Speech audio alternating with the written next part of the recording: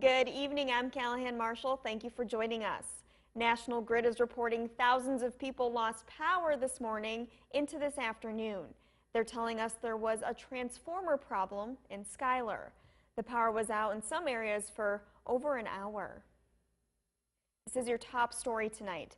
Just before noon today, National Grid's website reported more than 7,000 people without power in the Schuyler-Utica areas. A majority of the traffic lights along Bleecker Street weren't working. Neighbors reported hearing fire trucks this morning. Everything is quiet. No TV, no lights, no nothing. And then I came outside and she said no power across the street. And my brother-in-law up the street says no power. And they were all coming out of their houses saying no power. The power has been restored to most of the area. There was a bad crash on Genesee Street last night that sent 3 people to the hospital. This happening on Shaw Street and Genesee Street around 11 o'clock. There were 2 vehicles involved. Utica police say injuries don't appear to be life-threatening. There were no tickets issued, and the investigation is ongoing. Now time for a first look at the forecast tonight at 6 with meteorologist Reed Kisselback.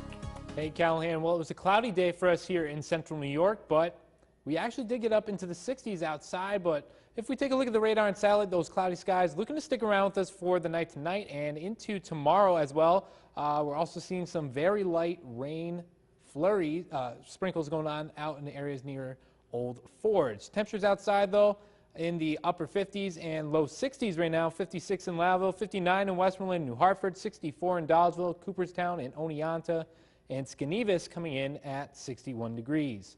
Weather headlines for us: cloudy skies expected for the night tonight. Close call for rain tomorrow as a low pressure system will be passing off to our south, and with that we do see an increasing chance for rain in the southern valleys, but we will be having a warm start to our work week. So if you are thinking about maybe a date night tonight, conditions outside looking favorable. Temperature is going to be dropping down into the upper 50s with cloudy skies, and for the night tonight, those cloudy skies looking to stick around as our temperatures are expected to drop down into the 40s. And we'll have the latest forecast for you coming up tonight at 11. Callahan. It was great conditions for a run or walk this morning, and those that took part in the annual Ted Moore Run and Walk in Utica not only got in some great exercise, but also helped raise awareness about the dangers of drinking and driving. Here's News Channel 2's Gary Libertor.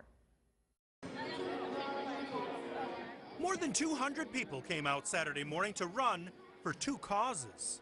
To remember Ted, and obviously to make sure people make good choices in regards to driving. If you're going to drink, please don't drive.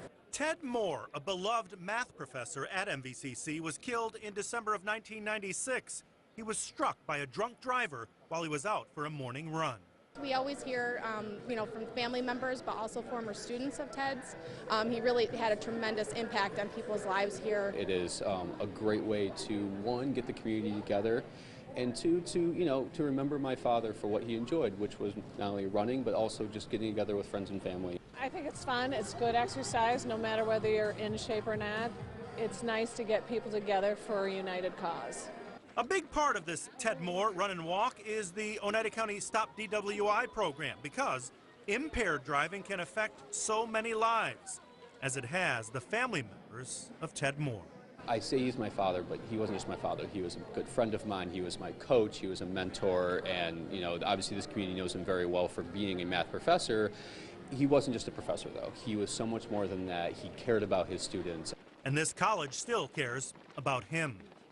In Utica, Gary Libertor, News Channel 2. Money raised from today's event goes toward MVCC scholarships in Ted Moore's name. And we have some Central New Yorkers who participated in the NYC Stair Climb today. This group of 15 from Central New York climbed 80 stories of the World Trade Center in full firefighter gear. Each one climbed for a fallen 9/11 first responder. The climb has raised more than $100,000 towards A Soldier's Journey Home, which is a charity that builds homes for wounded warriors. In September, firefighter Tim Duffy will ride a motorcycle from New Orleans all the way up to Utica. So just a reminder, you can still sign up for the CNY Stair Climb, which happens here, For that, just head to our website, WKTV.com, and you'll want to do it soon because there aren't many spots left. And thank you for joining us tonight. We'll have a full newscast tonight at 11. We'll see you then.